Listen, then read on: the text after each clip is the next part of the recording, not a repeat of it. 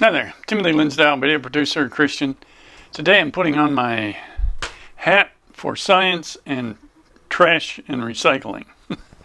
We're having a problem in especially California now and probably the rest of the country with our what we call wish recycling, thinking that we've got this thing under control when we don't have it under control at all. It's the tail wagging the dog story. It's going to be a problem. We need to take time and effort to figure it out. If we could put men on the moon in our anniversary last year, the 50 years since we put men on the moon, should we not be able to figure out what to do with our trash?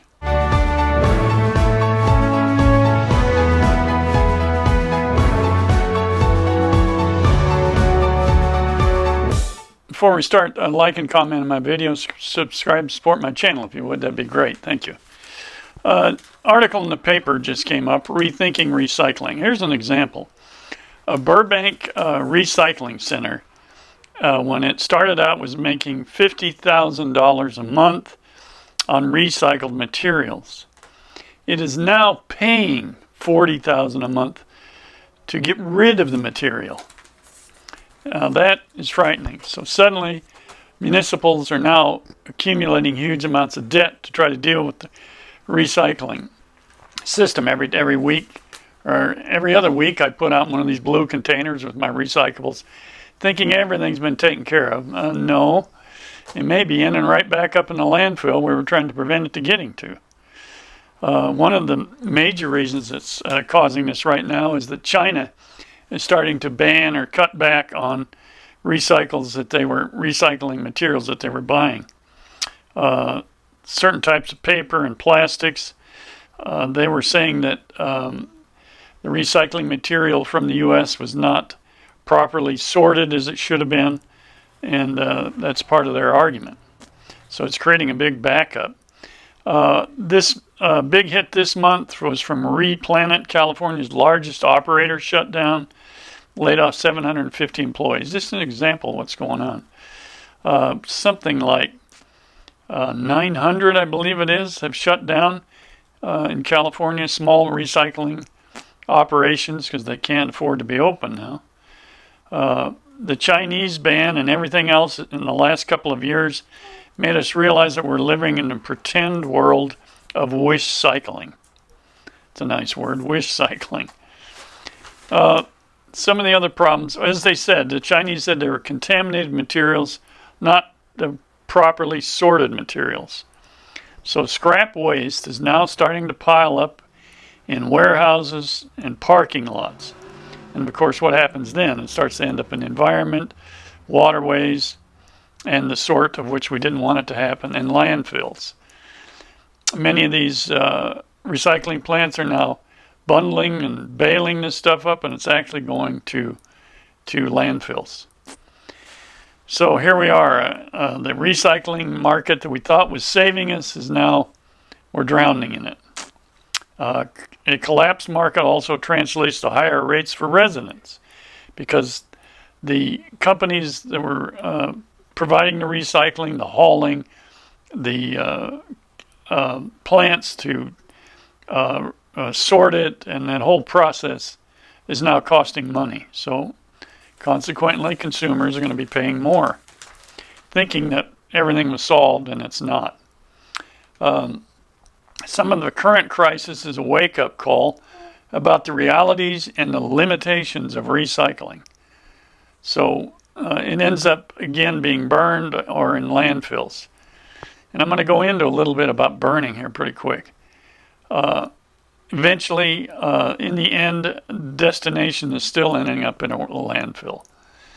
I'm just reading an article about Indonesia's president saying that their country needs to produce multiple trash burning plants because they're an island nation. They don't have any place to put any more. So that's becoming a big deal for them. Yes, I have an actual number here. Steadily declining statewide, 996 closing recycling plants in California, CRV recycling centers. See, every time you buy a recycle item, like water bottles in California, you pay a fee for that. Well, if you want your money back, you got to take it to a recycler. Well, that's slowly shutting down here. Our environmental costs, of course, is an issue. Methane buildup in these landfills is an issue, and we'll talk a little bit about that because in some areas of the United States, they're starting to learn how to collect the methane gas and use it as fuel for multiple reasons. Plastics already beginning to contaminate the environment everywhere. There's a sidebar article here that scientists detect microplastics in Arctic snow. Now, I'm as much a free enterprise person as anyone. Just because I might not like plastics doesn't mean I'm banning it all. But we have developed industries, endless number of reasons for plastics. Can we just ban them all of a sudden? That would be nice, but what are we going to replace it with? We're already struggling with that, with plastic in grocery stores, straws, and numerous things. So many things are using plastic. But as I was saying earlier, if we could put men on the moon, and we're starting to work on putting, men and women on the moon, and the same on Mars, should we not be able to figure out what to do with our trash, for crime's sake, or figure out a way to lessen it? One of the easiest things I do is I use a reusable water bottle. I have a filter in my refrigerator, filters water. You can have all kinds of those, and you save on those bottles. Of course, you do have filters. That's an issue, but not as many as the water bottles. When I first started working in the grocery business as a kid, you hardly knew what a water bottle was, buying water that just was hardly any. And now it's a big part of beverage business is water in those individual water bottles. And there's got to be billions of those, billions. It says we need to stop looking at recycling as our primary solution to waste management problem. One of the fellows from UCLA said, focus on recycling also shifts the burden to consumers, where it's consumers and producers. It comes down to us. It shouldn't be a them or us thing. It's all of us. All of us are involved in this. So we all need to work together on this. It's an important thing that we must do. Industry lobbyists have fended off previous legislation. And that's probably because we're putting all this weight onto industries that are producing this stuff. Now, as far as Americans go, there's Americans that work in these factories and this whole system that uses recyclable materials. So again, the consumer and the producer are all responsible for what happens to that stuff. How do we use it? What are we going to do? How are we going to solve this? This is an interesting phrase here. It says, the U.S. is having a come-to-Jesus moment, said Krieg Hempel, a recycling center coordinator in Burbank. Recycling is not going to undo the damage by consumption. Many of you may have heard of that giant plastic whirlpool in the Pacific. I look at such reports, and it's probably all true and everything, but activists have a tendency to get extreme over what is and isn't. I haven't seen it. I can only go by what I've seen pictures of and what reports are. It's not a good thing. Not a good thing. So we need to be thinking about how we're going to deal with this.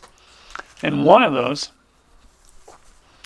is waste to energy plants or process. Right? And they have them. We have a lot of them actually quite a few, I'll say, in the U.S.